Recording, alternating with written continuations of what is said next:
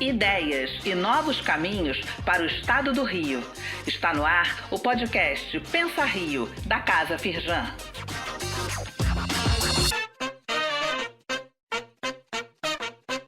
Olá, bem-vindos ao Pensar Rio. Eu sou Nathani Borges, especialista de ambientes de inovação da Firjan, e alterno ao lado da Júlia Zardo a apresentação desse podcast, com debates entre academia, sociedade civil, empresários e governo.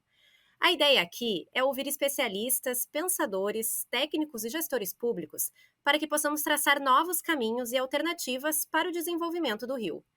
E com a gente na condução dessas conversas também está José Luiz Alqueres, presidente do Conselho Estratégico da Casa Firjan, que nos acompanha na curadoria dos convidados e também na discussão sobre os assuntos tratados. Hoje nós vamos falar sobre alternativas para um crédito mais acessível e com menos burocracia, e a importância desse processo facilitado para pequenas empresas e negócios de impacto positivo. Para isso, nós trouxemos Leonardo Letelier, fundador e CEO da Cital e Finanças do Bem, uma organização pioneira no desenvolvimento de soluções financeiras inovadoras para esse segmento, e também a Beatriz Canto, professora do Departamento de Economia da PUC-Rio e membro da Coordenação de Ensino de Empreendedorismo da instituição. O Leonardo e a Bea juntos vão comentar a experiência de conectar investidores e empreendedores sociais através de plataformas de empréstimo e também falar sobre como democratizar o acesso ao crédito no Brasil. Sejam todos bem-vindos. E para a gente começar, essa pauta do acesso ao crédito com menos burocracia, ela não é nova no Brasil, né? Aliás, a gente até tem visto, dos últimos anos para cá, e especialmente depois da pandemia, mais iniciativas oferecendo melhores condições para esses empreendedores sociais e pequenos empresários. Alqueres, vamos lá. O empreendedor, apesar de todas essas iniciativas, ele ainda está sofrendo uma certa dificuldade para a liberação de empréstimos ou mesmo o acesso ao crédito mais facilitado. O que tu acha? Queria te pedir para fazer uma reflexão sobre isso. Bem, boa tarde a todos, agradecimentos aos nossos palestrantes. Eu vou começar muito em cima de depoimentos ouvidos recentemente numa reunião que a gente fez, da qual nós tínhamos empreendedores de diferentes portes, pequenos, médios, organizações, entidades filantrópicas, enfim. Pessoas que estão procurando, nessas novas formas de organização do trabalho, inserir contingentes crescentes da população. Porque, sob essa rubrica de empreendedores, no fundo, tem desde aquelas pessoas com uma enorme vocação empreendedorística, digamos, como aqueles que não têm arrumado empregos formais dentro dessa transição e que caem nesse segmento e precisam se reinventar e encontram dificuldades de várias ordens. Uma das dificuldades é o treinamento mesmo, a postura, a atitude em relação ao cliente, a sua capacidade, o que é que pode fazer, o que é que não pode fazer. A outra é toda essa fronteira organizacional. Que tipo de formalidade precisa, pagar imposto, tirar licença e tal. Mas uma terceira, que bate muito forte, é a questão do acesso ao crédito. Então, aproveitando a Bea, professora Bea, eu vou trazer um ponto que nessa reunião bateu assim muito forte. Há um grupo de empreendedores pretos que criou a chamada Feira Crespa. A Feira Crespa é uma feira que começou trabalhando com produtos voltados a este segmento, mas que evoluiu e trabalha com produtos voltados a qualquer segmento assim popular, reúne-se em forma de feira, não tem uma periodicidade muito definida, mas começam a ter alguns locais que até mesmo a resposta de mercado é melhor. E o depoimento que me deram é que frequentemente acabam os produtos ao longo do dia. Por quê? Porque eles não têm capacidade de comprar as matérias-primas para fabricar, sejam os perfumes, as roupas, os adereços, enfim, tudo mais que precisam. E é um pessoal muito dinâmico, muito articulado, e nós ficamos muito tocados, assim, muito motivados, porque você vê, não é um crédito para a organização, quase que seria um crédito para os artesãos que trabalham para aquela organização. Ou, quem sabe, sugerir que se organizem na forma de pegar um crédito maior e, com isso, se entendam como uma cooperativa, uma empresa. Então, eu coloquei o problema e gostaria de ter a reflexão de cada um. No sentido individual, eu imagino que sejam coisas aí de R$ 1.000, R$ 2.000. Mas no sentido conjunto, eu imagino que uma manhã de feira é um volume de negócio de R$ 200.000 ou algo mais. Então já é algo que talvez caia até mais na seara do Leonardo. Mas eu gostaria de começar ouvindo a Béa. Muito obrigada, José Luís, muito obrigada pelo convite. E aí, desde a academia, eu vou trazer em paralelo ou em linha com o que você está falando, não só da Feira Crespa, mas onde a Avor lançou uma pesquisa sobre os desafios dos pequenos empreendedores brasileiros e quais são as maiores dores para esses empreendedores. A primeira é a gestão de pessoas, que é o time. Ninguém faz nada sozinho, os funcionários, com quem. Mas a segunda dor é essa gestão financeira. E o que você fala é não só a parte de poder gerenciar as finanças, poder entender quanto capital, quanto dinheiro preciso para poder comprar mais matéria-prima e poder produzir mais, para poder vender mais o dia da feira, mas é principalmente também esse acesso ao capital, essa capacidade ou essa facilidade ou desafio no momento de poder ter acesso ao dinheiro em forma de microcrédito, em forma de empréstimo, em forma de financiamento. E ainda tem mais, porque o terceiro fator, o terceiro maior desafio desses pequenos empreendedores é burocracia. É burocracia jurídica, de regulação, de impostos. E depois esses pequenos empreendedores também falam de apoio à inovação, de vendas e marketing. Então, se olhamos ao Brasil, que tipicamente 50% dos empreendimentos não chegam ao 5º ano após a sua fundação, um dos fatores-chave é não poder pagar as contas ou não ter acesso a esses microcréditos, a essas fontes em forma de crédito, financiamento ou alternativas para poder levantar capital e poder se planejar melhor ou produzir mais ou crescer mais. Então, como você estava falando, talvez é verdade que o acesso ao financiamento é essencial. É verdade também que existem fontes de financiamento, instituições financeiras que oferecem as modalidades de crédito. Essa burocracia, essas condições, essa dificuldade de acessar a esse microcrédito ou essas fontes de financiamento. Agora, se essa pessoa batesse aí na sua porta, você teria para quem encaminhar, só perguntando assim, uma questão possível. Poderia ser porque, se olhamos, eu falei das fontes de financiamento, esse pequeno empreendedor. Exatamente, você falou genericamente, mas essas fontes são diversificadas, a gente tem uma fonte, tem 10 fontes. Não, tem várias fontes, porque o normal com os pequenos empreendedores é procura o dinheiro que já tenho, fala com familiares e amigos, e depois esse crédito bancos de desenvolvimento, bancos públicos, cooperativas de crédito, ou agências de fomento, fintechs hoje em dia, mas tem todo esse ecossistema se desenvolvendo, que acredito que aqui o Leonardo vai ter muita mais expertise do que eu, onde está aproximando da democratização plataformas de empréstimo coletivo, fundos de renda fixa, fundos onde aproximam o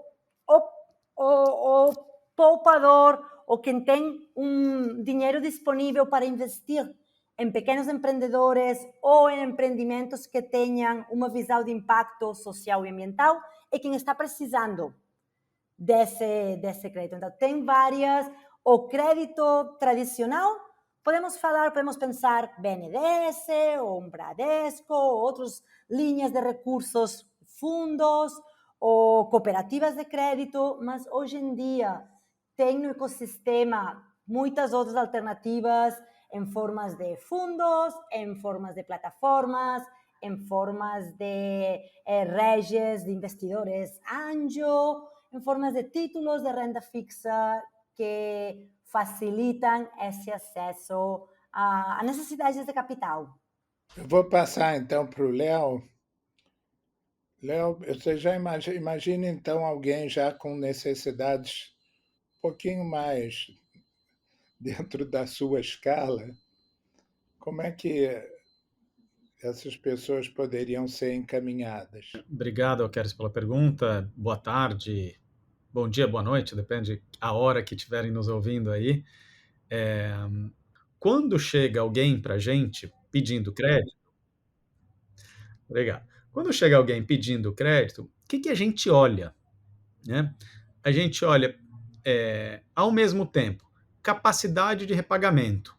E aqui a gente não está falando microcrédito de R$2.000 ou R$20.000, estamos falando de 50, 100, 200, 500, 800 mil reais.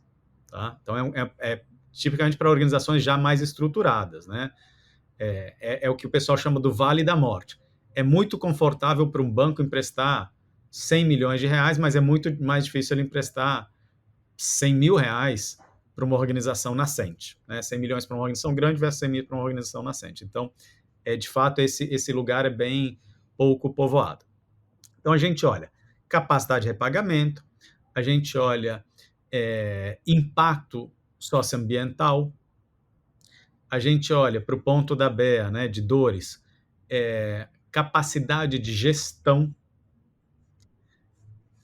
a gente olha um outro ponto que é muito importante, às vezes está mais implícito ou mais explícito, mas a gente faz isso de forma bem explícita, que é fibra ética, né, com quem que a gente está avaliando entrar em parceria, e a gente olha também qual é a nossa adicionalidade. Né? Porque a Citaui é uma organização sem fins lucrativos, então parte do que a gente consegue fazer em termos de taxa de juros, que é mais razoável para esses empreendedores, isso vem do fato que a gente faz o que a gente chama de blended finance, ou um capital híbrido, onde a gente tem um mix, né, uma mistura de filantropia com capital de mercado que acaba gerando condições mais favoráveis para o empreendedor. Então, assim, já que a gente está usando um capital de filantropia, que é um capital mais escasso do que o capital comercial, a gente tem que ter certeza que a gente está fazendo, deve estar financiando aquelas coisas que não conseguiriam ser financiadas num banco normal. Então, a gente não quer competir com Itaú, Bradesco, Caixa e Banco do Brasil. A gente quer dar um crédito para aqueles que ainda não estão prontos para acessar esses bancos comerciais, mas estão mais prontos do que o mercado tradicional enxerga. Então, por exemplo, um negócio na Amazônia que mantém a floresta em pé, talvez ele não consiga pagar 12, 15, 18% ao ano, ou 28, 38, 48, como um banco cobraria, mas ele consegue pagar 8%. Né? Então, se eu emprestar metade do dinheiro a 0 e metade a 16, eu estou na prática emprestando a 8 para esse empreendedor. E tudo bem, porque o que ele está entregando para a gente não é só 8% de retorno. Ele está entregando também floresta em pé. E isso a gente valoriza. Péia, o seguinte, você dar aula na PUC, que tem também um centro, pelo que eu entendi, de apoio a esse empreendedorismo.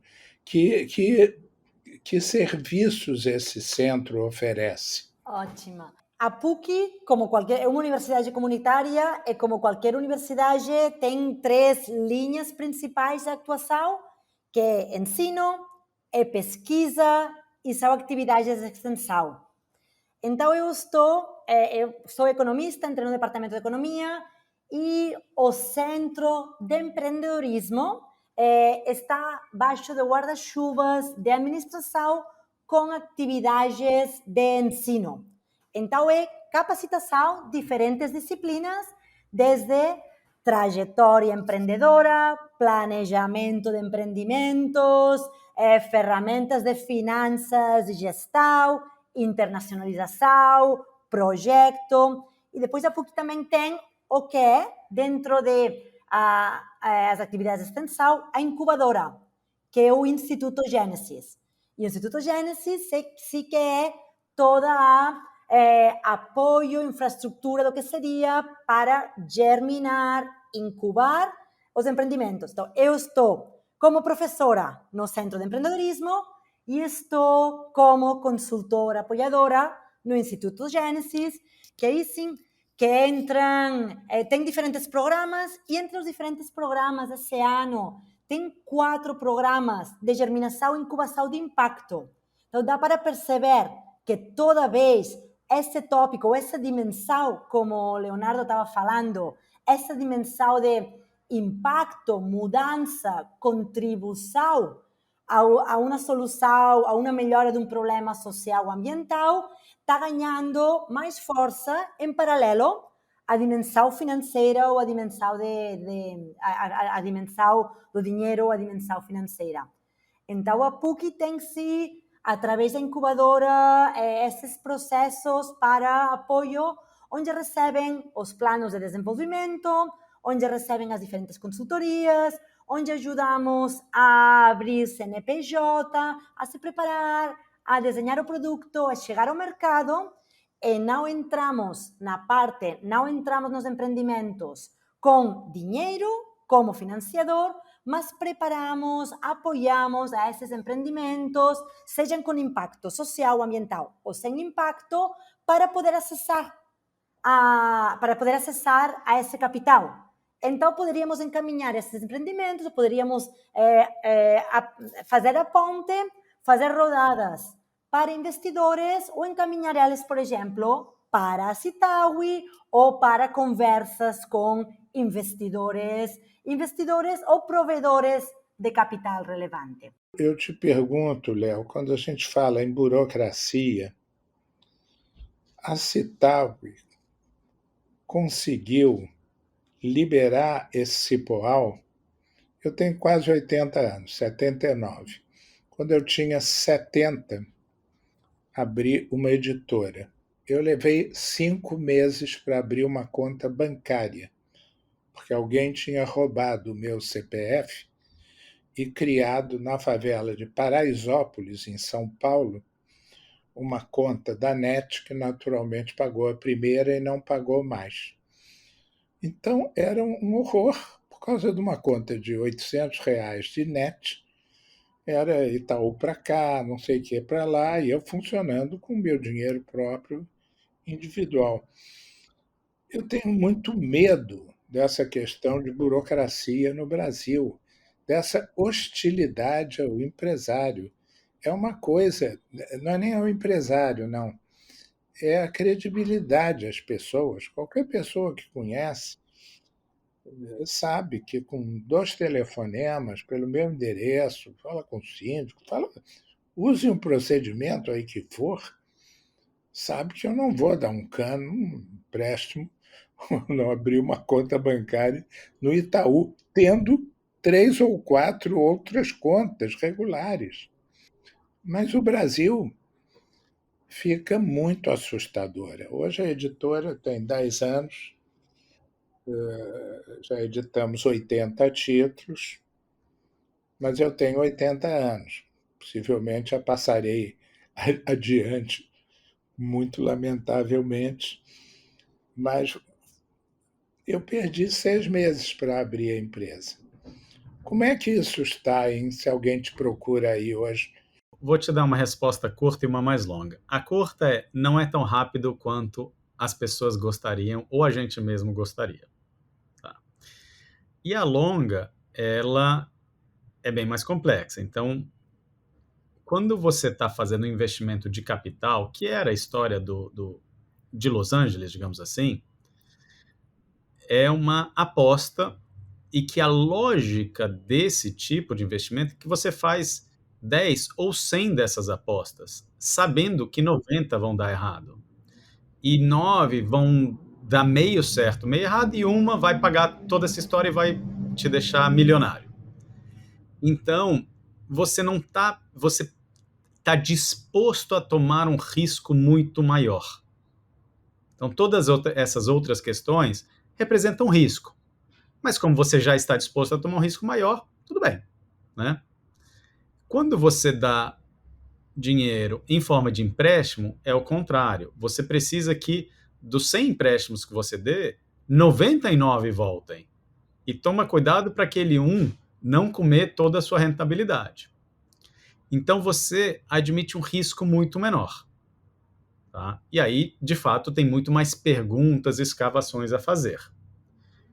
Dentro dos empréstimos, você pode emprestar olhando para a atividade ou olhando para a garantia.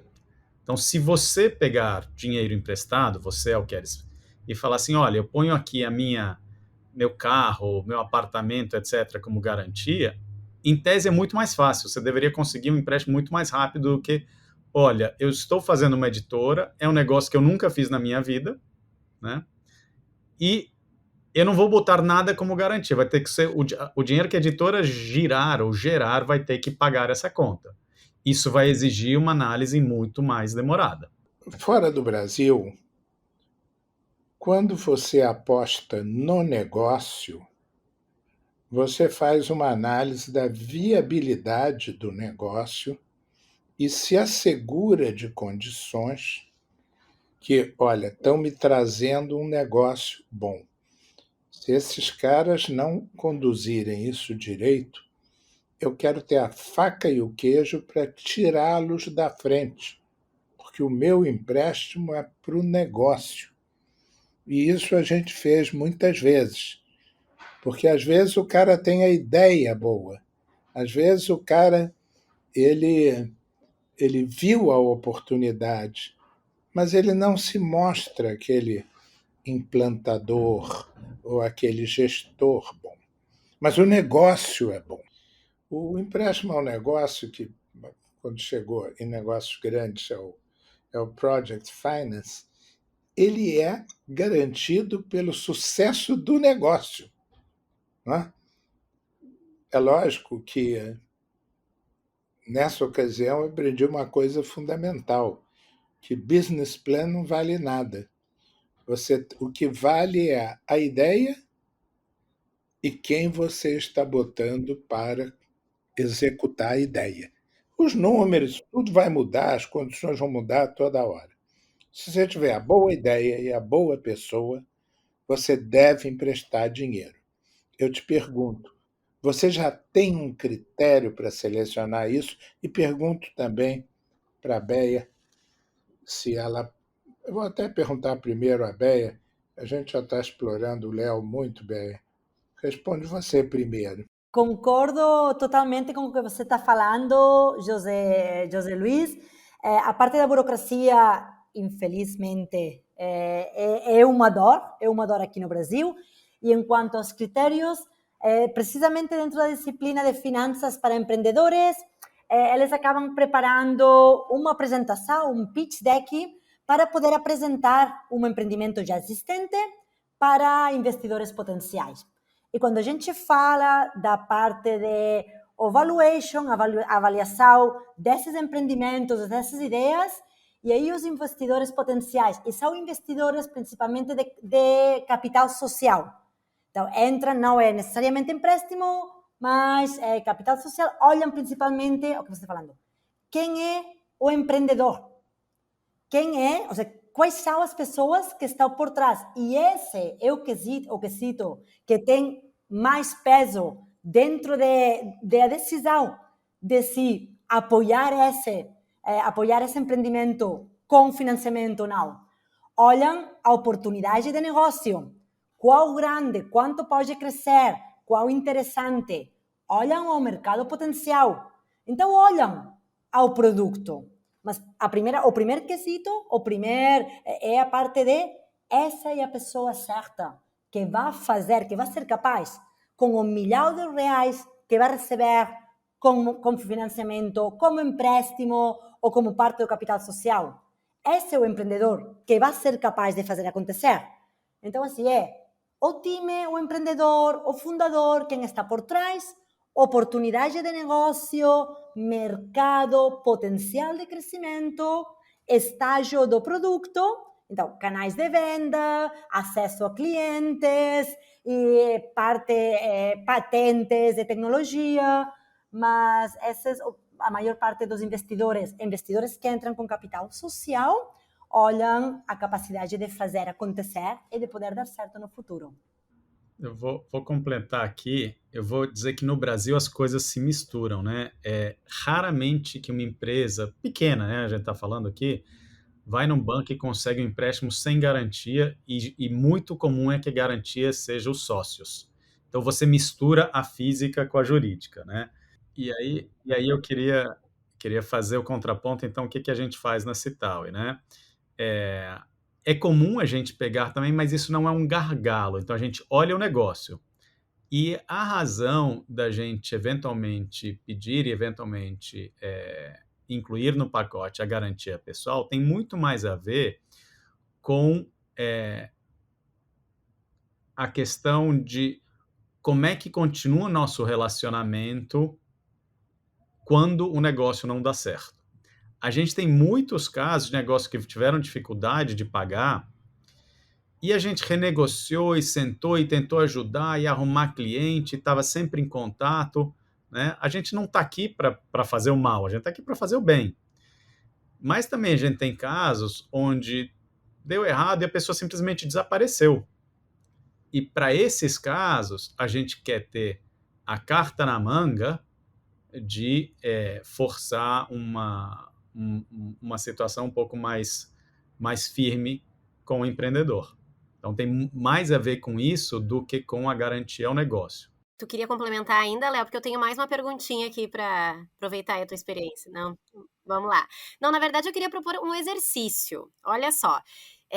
Tu tem aí uma experiência, tu teve uma experiência de abrir um negócio e começar uma ideia do zero, né? Se a gente voltasse para o Leonardo de 15 anos atrás, tendo mais possibilidade de acesso ao crédito na hora de empreender, você acha que muita coisa teria sido diferente ou minimamente mais fácil? Então, na verdade, a Cital é uma organização sem fins lucrativos, então, assim, não é comum, especialmente quando eu comecei, não era comum, não é proibido, não é um problema, mas não é comum, né? No meu caso, a maior mudança de que se tivesse acesso a crédito em geral para organizações sociais ou negócio de impacto, é que a Cital não existiria mais do que a gente teria uma vida mais fácil, porque esse foi o fator número 1 para a gente criar a Cital, especialmente a área de investimento de impacto, de fomento a investimento de impacto dentro da Cital. É a falta de crédito que tem em geral, não era para a gente, né? Então, assim, teria mudado muita coisa, mas por outra razão, né? Por outro lado, eu acho que interessante perceber, aí fazendo um pouquinho de eco para o comentário do Alqueires, a atuação original da Cital, se a gente fosse depender dela, a gente já tinha quebrado. Então, fiz todo um business plan, 80 páginas, lindo, maravilhoso, que poderia ser jogado sem problema nenhum no lixo, e não teríamos perdido nada, porque a ideia que vingou, digamos assim, o investimento de impacto até vingou, mas 10, 15 anos depois do que imaginado. Eu estava muito à frente do mercado na época. Mas a ideia que vingou era uma parte disso, que era como gerir recursos de filantropia com um viés de negócio. E o viés de negócio poderia ser tanto na forma de gestão, compliance, transparência, efetividade, eficiência, etc., etc., quanto, né, muito mais aí, digamos, do que na questão de aí sai como empréstimo. Então a gente começou a ser conhecido, reconhecido e chamado para fazer gestão de filantropia que não tinha nada a ver com empréstimo, que eram empresas grandes ou grupos de empresas que queriam alocar recursos para impacto socioambiental, mas não podiam fazer tudo isso sem um novo CNPJ, não queriam criar um CNPJ, ou não queriam cuidar disso porque tinham outras prioridades. Então, queriam, de certa forma, terceirizar isso para alguém que trabalhasse de forma alinhada, digamos assim, do ponto de vista de processos, transparência, valores, compliance, etc., etc. Então, mas isso só surgiu, o pessoal do startup chama, né, de pivotar. A gente só pivotou esse pedaço de organização para esse modelo porque a gente começou antes. Então, esse lugar, esse poder de essa resiliência, né, em inglês seria um staying power, né, essa resiliência de você achar resposta para todos os problemas fez com que a gente existisse mais tempo e quando viesse a pandemia, a gente tivesse preparado e pronto, e a gente cresceu basicamente 10 vezes na pandemia, enquanto outras organizações estavam sofrendo, né? E aí, para fechar o ciclo, né? Para um negócio tradicional, parte do que traz resiliência é essa capacidade de tomar crédito, essa credibilidade no mercado. É um caixa que você tem, é uma gestão financeira sólida que inclui um pedaço de crédito, um pedaço de equity, um pedaço de planejamento, né, fluxo de caixa, assim por diante. E isso é uma coisa que aí junta também com o ponto da BEA, que é a gestão financeira, né? Então, tudo isso é o que acho que traz o sucesso aí para as organizações, com os sem fins lucrativos. É a mesma coisa. Todo mundo tem conta para pagar na segunda-feira, em janeiro, né? Não é o fato se você distribui ou não distribui dividendo que muda isso, né? Tem funcionário, tem tudo isso. Perfeito. Nathalie, eu vou te dar o privilégio de fazer uma pergunta para cada um, encerrando, e aí você me passa que eu encerro. Porque, infelizmente, o papo está ótimo, mas o podcast é meio modular. Tem hora, né? Então eu vou fazer a primeira para a Bea, que ela, assim, ela tem aí contato com alunos, professores, participa de congressos ao redor do mundo, e eu imagino que ela deve ter visto diferentes iniciativas também de acesso ao crédito por essas andanças, né? Então, tem algum exemplo, por exemplo, de fora do Brasil, Bea, que tu poderia compartilhar com a gente? E também, assim, de repente fazer uma reflexão, a partir dessas experiências, como é que a gente pode pensar e estruturar e aí é bem reflexão mesmo, né? Mas já tentando traçar um caminho mais alternativas, com menos burocracia e um processo mais facilitado mesmo. Sei que é uma pergunta difícil, mas acho que a gente encerrar assim de uma forma mais positiva também, né? Que eu acho que é uma missão aqui nossa. Vou tentar responder e de repente Leonardo sabe dos números muito mais do que eu.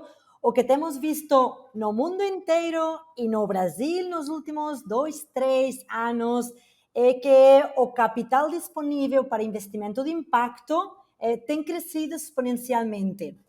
E então, esse capital que vinha desse microcrédito, desse acesso ao crédito de organismos de fomento ou de bancos públicos privados, agora tem diferentes alternativas.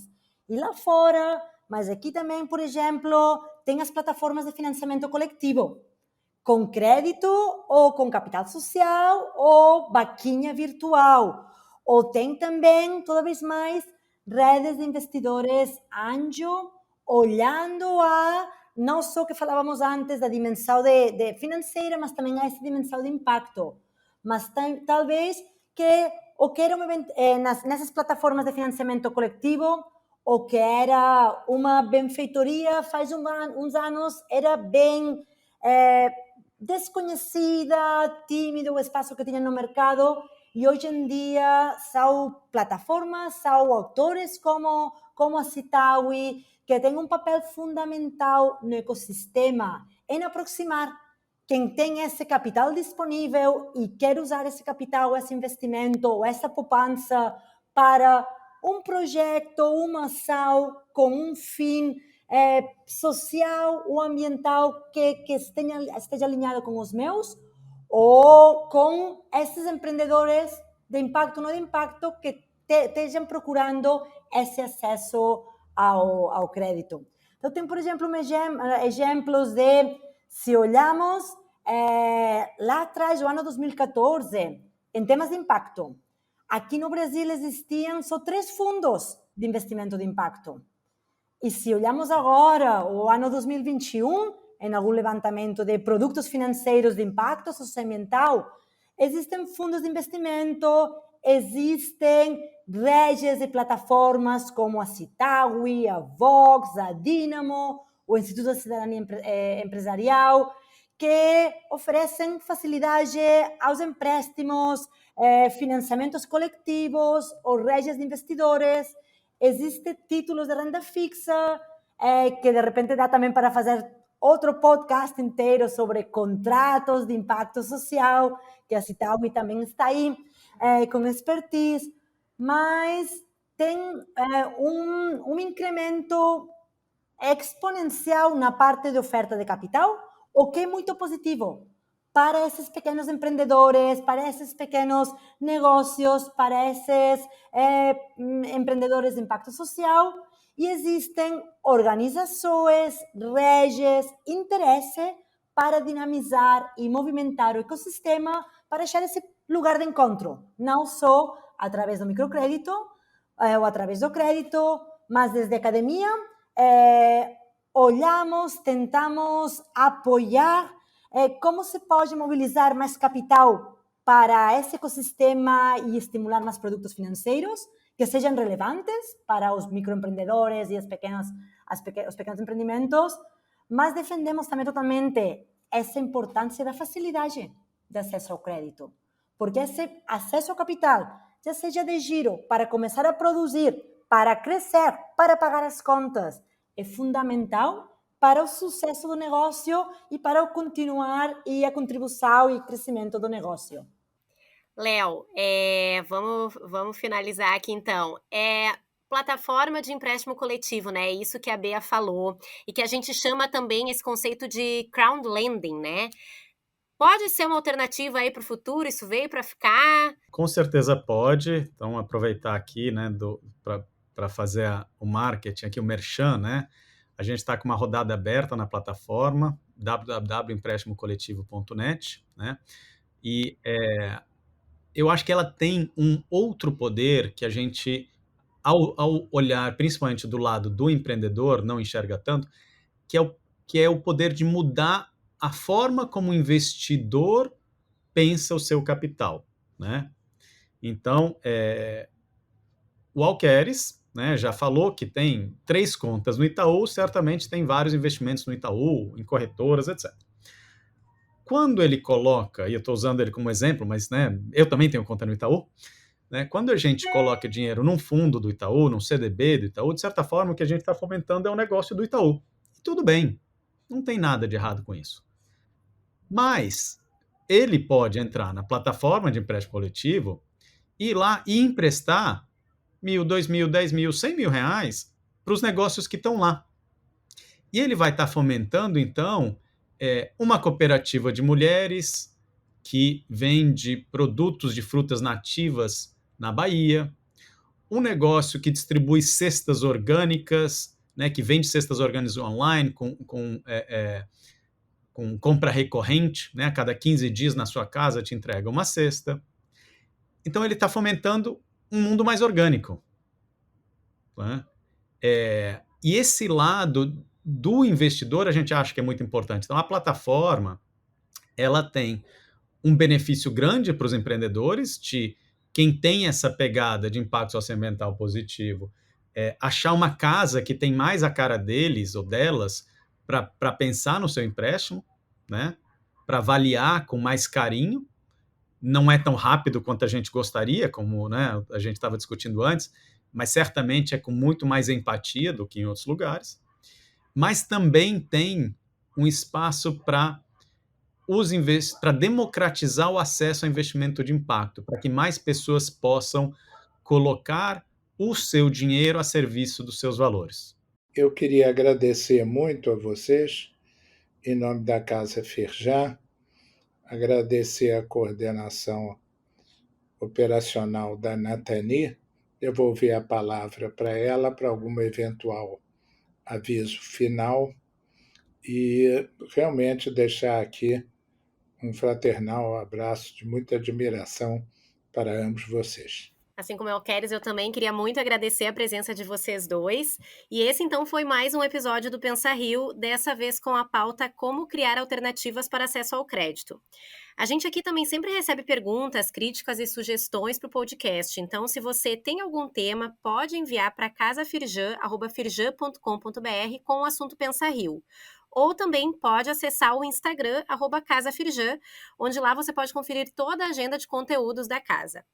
E também não deixa de seguir ou favoritar esse programa no seu agregador de podcast. Até a próxima edição.